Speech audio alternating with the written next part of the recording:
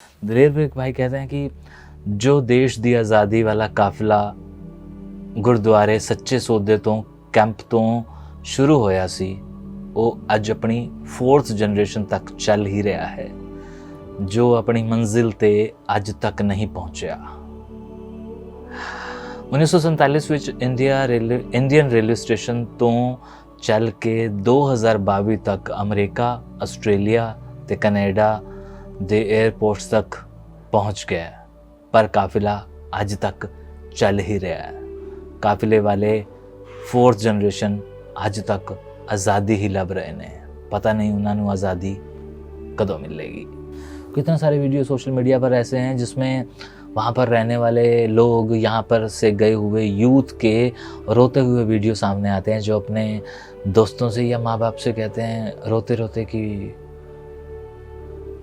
हमें किसी तरह वापस बुला लो।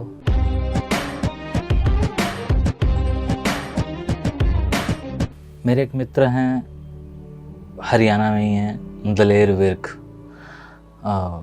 विर्क हैं, जाहिर सी बात है सिख होंगे। उनकी फेसबुक वॉल पर मैं अक्सर बड़ी अच्छी अच्छी चीज़ें पढ़ता हूँ। अभी कुछ दिनों पहले जब दुनिया भर से 1947 की पोस्टें शेयर हो रही थी, तो उनकी वॉल पर मैंने एक पोस्ट देखी थी। वो पोस्ट ने मुझे आज बोलने पर मजबूर कर दिया। हालांकि मेरा दिल उसी टाइम कर गया था कि मैं बोलूं, लेकिन बस कुछ मसरूफियत ऐसी थी, लेकिन वो पोस्ट ने मुझे हिला के रख दिया।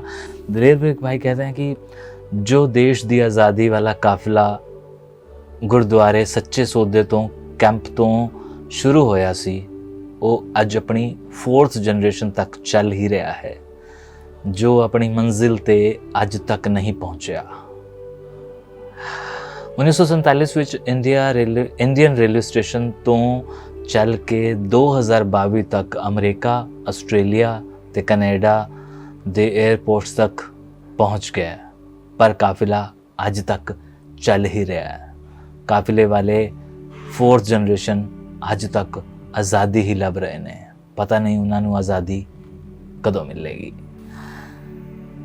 तो ये जो एक पोस्ट थी ना, मैंने उसका स्क्रीनशॉट लिया और मैं उस पर विचार करता रहा कि कितनी गहरी बात कही है। और जो 4 पीढ़ियों का उन्होंने जिक्र किया है ना, ये 4 पीढ़ियाँ अभी तक रुकी नहीं हैं। उनकी 4th जनरेशन भी अपनी वो चीज़ें ढूंढ रही है। कहाँ जाके रुकेगा ये काफिला, कोई नहीं जानता।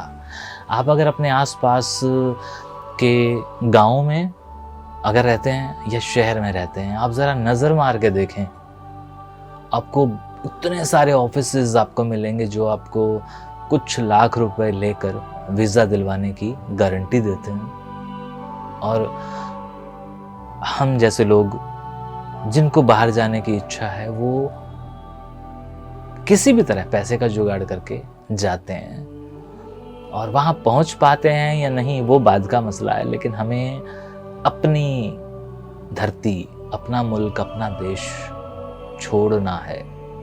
पता नहीं क्यों प्यारा नहीं लगता, पता नहीं क्यों हमें डॉलर ही अच्छे लगते हैं। और दिलेर विर्क ने जिस तरह से अपनी बात रखी है, वो उसने यूं ही नहीं रखी, उसके आसपास का माहौल ऐसा हो चुका है। मैं दिलेर की कुछ पोस्टें पढ़ता रहता हूँ और मैं अच्छे से जानता हूँ कि जो यहाँ लोग बैठे हैं वो जल्द से जल्द यहाँ से मूव कर रहे हैं। न जाने उन्हें बाहर की चीज़ें प्यारी हैं या यहाँ पे ख़तरा है, नहीं समझ में आ रहा है। लेकिन रोज़ ये समाचार ज़रूर मिलता है कि आज फलां व्यक्ति चला गया, आज फलां व्यक्ति चला गया। और सोशल मीडिया पे भी हम लोग देखते हैं, अगर आपने देखा हो सोशल मीडिया पर बड़े सारे लोग हैं जो इंडिया से गए हैं या पाकिस्तान से गए हैं। वो सोशल मीडिया पर जब वो चीज़ शेयर करते हैं कि हाँ हम यहाँ हैं और हमें अपना यहाँ पे अपना एक नगर सा बसाया हुआ है, जैसे हम कह ही देते हैं कि हाँ जी वहाँ पर एक मिनी कनाडा है, मिनी अमेरिका है, मिनी लंदन है। तो और इस पर तो अब फिल्में भी बनने लगी हैं, कितनी फिल्में बन रही हैं। चल मेरा पुत्र टाइप है ना, एक फिल्म आई थी अभी, चल मैक्सिको चलिए। तो ये जो फिल्में आ रही हैं, ये हालांकि वहाँ पे इन फिल्मों के अंदर बताया भी जा रहा है कि वहाँ की ज़िंदगी कैसी है, लेकिन फिर भी लोग भेड़ चाल की तरह चलते जा रहे हैं और उसका परिणाम क्या हो रहा है?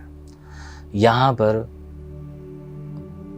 यूथ दिखना कम हो रहा है।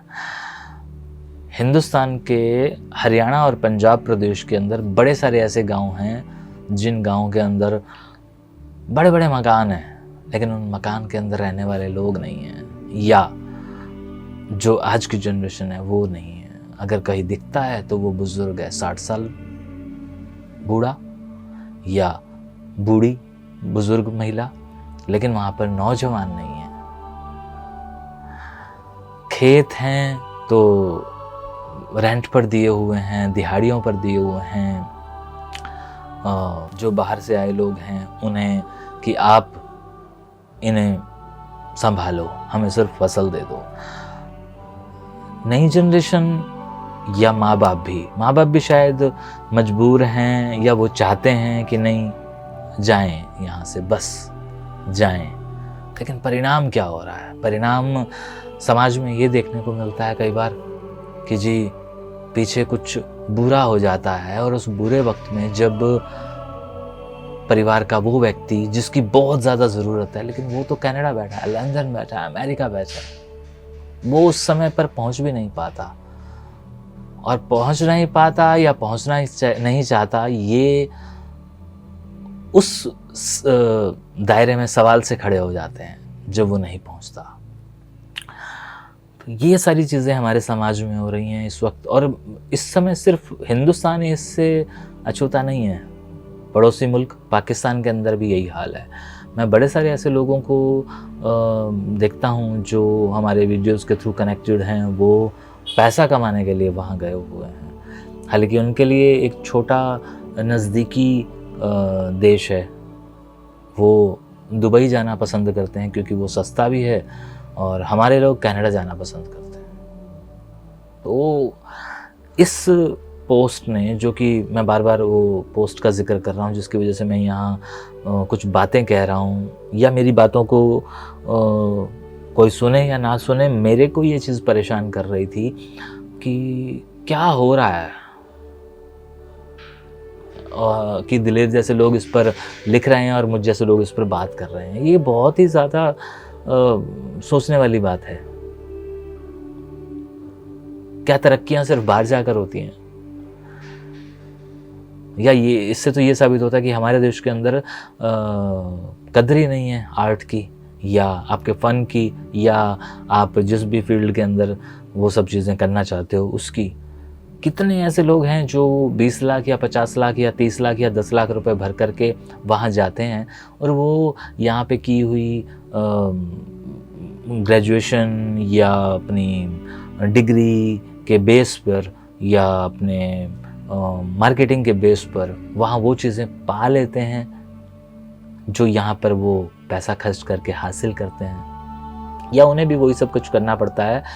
जैसे सब लोग कहते हैं कि ला किथे टैक्सी चलाना होना है, ला किथे होटल वोटल बर्तन धोना होना है, तो भांडे बर्तन टैक्सी या रिसेप्शन या जो भी वो चीज़ करते हैं, किसी भी तरह की चीज़, क्या उन्हें वो अच्छी लगती है?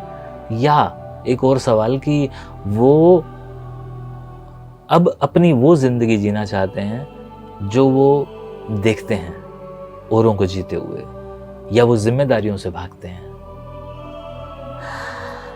हमारे चैनल पर इस तरह की वीडियोस नहीं बनती हैं, ना ही मैं कभी बनाता हूँ और ना ही मुझे कभी किसी ने बनाने के लिए कहा है। लेकिन ये वाला जो कमेंट था जिसने मुझे, क्योंकि ये बात इसने ऐसी लिखी थी कि हाँ आज़ादी वाला काफिला गुरुद्वारे सच्चे सौदे तो वो जो आज़ादी है जो हमारे चैनल से जुड़ी हुई है, जिसकी वजह से हम लोग आप लोगों से जुड़े हुए हैं, जिसकी वजह से आप हमें देखते हैं, वो आज़ादी का काफिला अब तक चलता जा रहा है। कहाँ रुकेगा जाके ये? मेरा वीडियो कोई वो नहीं है कि हाँ जी मैं इस वीडियो को अब ख़त्म कर रहा हूँ। मैं तो खुद चाहता हूँ कि इस पर कोई बात करे। मैं ये नहीं कह रहा कि ये हमारे बात करने से रुक जाएगा या लोग समझ जाएंगे कि नहीं या मैं इसीलिए कर रहा हूँ कि नहीं सब कुछ हो जाए। और ये कोई अब की मसला थोड़ी है। मैं कुछ ऐसे परिवारों से भी मिला हूँ जो परिवार विभाजन के बाद ही सीधा बाहर चले गए। मेरे संपर्क में ऐसे भी परिवार हैं जिन्होंने ना तो पाकिस्तान रहना मुनासिब समझा और ना ही हिंदुस्तान आना मुनासिब समझा। वो लोग सीधा बाहर चले गए। वो इतने लोग रिच पहले से थे और वो कहते हैं कि हम तो कभी इंडिया आए ही नहीं, हम लोग शुरू से ही लंदन में हैं, हम लोग अमेरिका में हैं। तो ये लोग नहीं समझ में आ रहा कि कैसे कौन है वहाँ ऐसा जो सबको हिप्नोटाइज करके अपने तरफ खींच रहा है। क्या वो डॉलर, क्या वो सुख सुविधाएं, जहाँ पे रिश्तों की गर्माहट नहीं है। और अगर ये सब किताबी बातें हैं तो फिर इन्हें किताबों में ना रहने दीजिए, इन्हें बाहर लाइए और इनको एहसास करिए कि क्या वहाँ पे रिश्तों की गर्माहट है। नहीं है। कितने सारे वीडियो सोशल मीडिया पर ऐसे हैं जिसमें वहाँ पर रहने वाले लोग, यहाँ पर से गए हुए यूथ के रोते हुए वीडियो सामने आते हैं, जो अपने दोस्तों से या माँ बाप से कहते हैं रोते रोते कि हमें किसी तरह वापस बुला लो, या हम वापस आना चाहते हैं लेकिन मजबूर हैं क्योंकि हमने यहाँ कुछ भी तो नहीं किया, वहाँ आकर क्या मुंह दिखाएंगे। और कुछ लोग तो ऐसे हैं जो शर्म से वहाँ रह रहे हैं कि उन्होंने इतने साल बिता दिए यहाँ पर, लेकिन वो अपने परिवार को वो सब चीज़ें नहीं दे पाए अभी तक जिसका वो वादा करके गए थे। तो बहुत गहरा टॉपिक है, मुद्दा है, मैं इसे टॉपिक नहीं कहूँगा। तो ये मुद्दा वाकई में बहुत बड़ा है। इस पर तो ये वीडियो मैं सिर्फ और सिर्फ दिलेर विर्क जैसे भाइयों के लिए कर रहा हूँ कि हाँ, ऐसी चीज़ें जब वो पोस्ट करते हैं तो मुझ जैसे कुछ लोगों को अंदरूनी तौर पर दर्द होता है कि भाई यहाँ से रिश्ते टूट रहे हैं।